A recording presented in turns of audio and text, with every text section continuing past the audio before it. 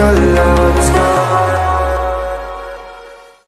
Perkenalkan, nama saya Indah Putri Apriliani dari kelas 1A Prodi S1 Keperawatan di Stikes Bina Sehat PPNI Mojokerto. 4 pokok pembahasan yang akan saya bahas yaitu yang pertama, pengertian daring. Yang kedua, kendala yang sering dihadapi dalam proses pembelajaran daring. Yang ketiga, dampak dari pembelajaran daring. Yang keempat, efektivitas pembelajaran daring selama pandemi. Di sini saya akan menyampaikan tentang efektivitas pembelajaran daring selama pandemi. Pokok pembahasan yang saya akan bicarakan yang pertama yaitu pengertian daring. Apa sih itu daring? Daring merupakan sistem pembelajaran secara tatap muka antara dosen dan mahasiswa, tetapi dilakukan secara online dan menggunakan jaringan internet. Dosen harus memastikan bahwa kegiatan belajar mengajar agar tetap berjalan, meskipun mahasiswa harus berada di rumah. Solusinya, dosen dapat mendesain media pembelajaran sebagai inovasi dengan memanfaatkan media daring online ini. Pokok pembahasan kedua yaitu kendala yang sering dihadapi selama proses pembelajaran daring. Kementerian Pendidikan Indonesia mengeluarkan kebijakan yaitu dengan melahirkan sekolah dan kegiatan belajar mengajar menggunakan sistem daring.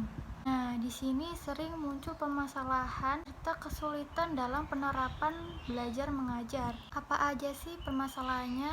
Yaitu antara lain teknologi yang masih rendah, jaringan internet yang terkadang buruk, biaya, dan lain sebagainya.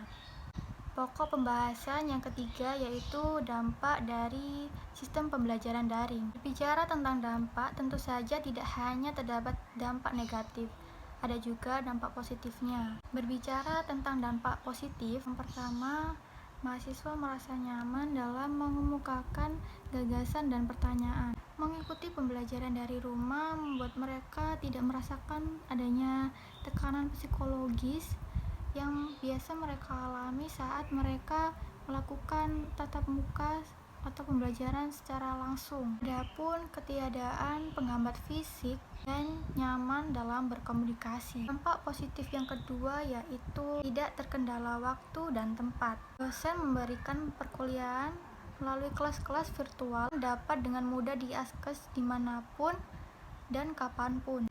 Adapun dampak negatif dari pembelajaran daring. Yang pertama, kesulitan memahami materi perkuliahan. Bahan ajar yang biasa disampaikan dalam bentuk bacaan yang tidak mudah dipahami secara menyeluruh oleh mahasiswa.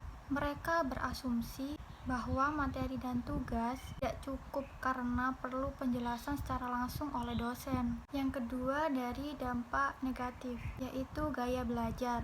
Secara umum, gaya belajar yaitu ada 3, visual, auditori, dan kinestetik. Mahasiswa yang cenderung belajarnya menggunakan visual lebih mudah dengan melihat atau mengamati terlebih dahulu sebelum melakukan pembelajaran yang baru. Yang kedua, mahasiswa yang belajarnya dengan gaya auditori, maka dia harus mendengarkan penjelasan terlebih dahulu untuk mudah memahami pembelajaran. Sementara mahasiswa yang gaya belajarnya kinestetik, dia selalu ingin bergerak dan lebih tertarik mencari sendiri tanpa harus membaca. Pokok pembahasan yang terakhir, yang keempat, yaitu efektivitas pembelajaran daring. Lihat dari masih banyaknya kesulitan, masalah, dan hambatan pada pembelajaran sistem daring, dapat disimpulkan bahwa kegiatan pembelajaran secara online belum bisa dikatakan maksimal dan efektif.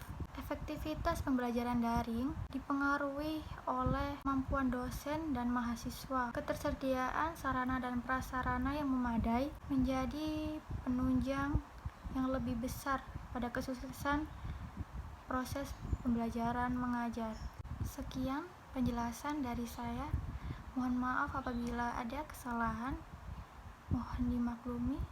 Wassalamualaikum warahmatullahi wabarakatuh.